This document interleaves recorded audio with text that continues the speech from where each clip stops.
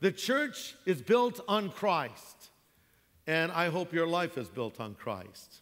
As the old song says, on Christ the solid rock I stand, all other ground is sinking sand.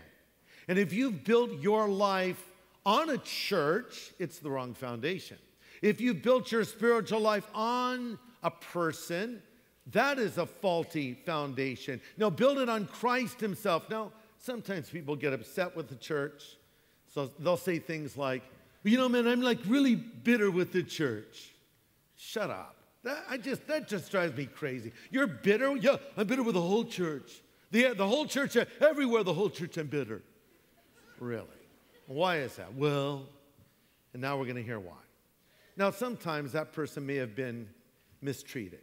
Maybe someone representing the church didn't do a good job of that. Maybe they did a horrible thing, even, in the name of the church. And there's no excuse for that.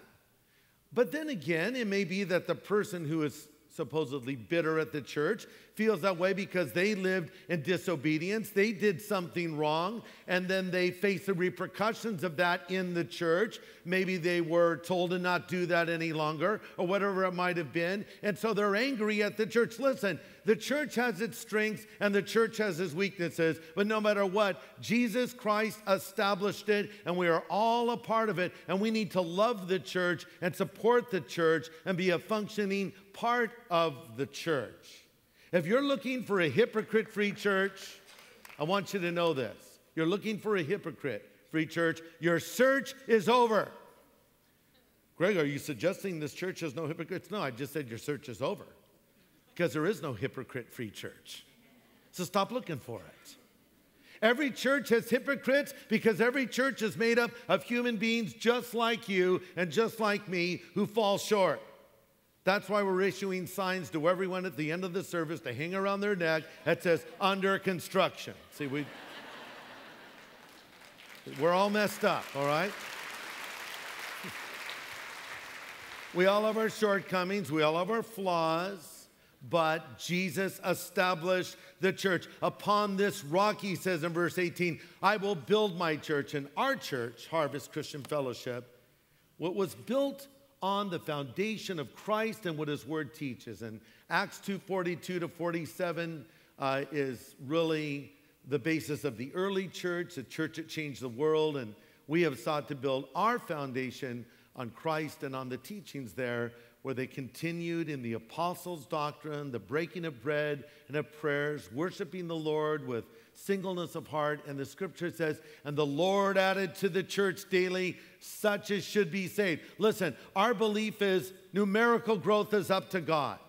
We believe if we take care of our depth, God will take care of our breadth, okay? And we may be the largest church or the second largest or not the largest, or I don't care about that, okay?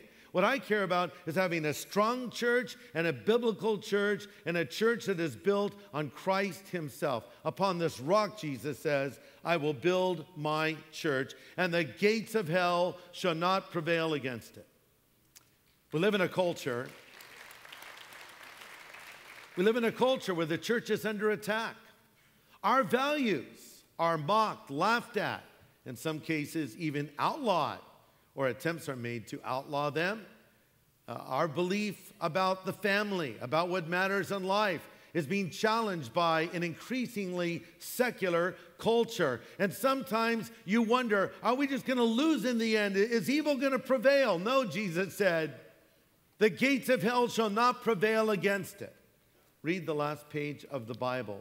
We win in the end. Don't forget that. So we just keep marching forward.